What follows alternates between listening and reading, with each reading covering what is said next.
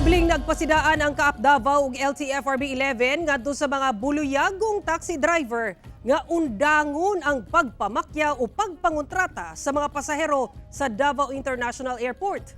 Mas gipakusgan sa LTFRB 11 ug Kaap Davao ang koordinasyon aron gukdon ang mga gahig ulo ng mga driver nga nagapamakyaw sa mga pasahero sa airport.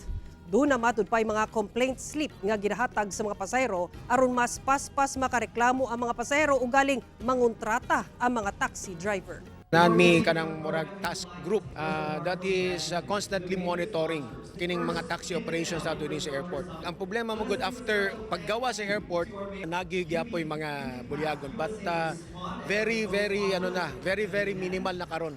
Very rare ang mga not like before. Yes ma'am, no, dili ginato na ma-deny no nga nagyud gihapon. Pero I'm happy to inform everyone that there is already a close collaboration between different enforcement agency.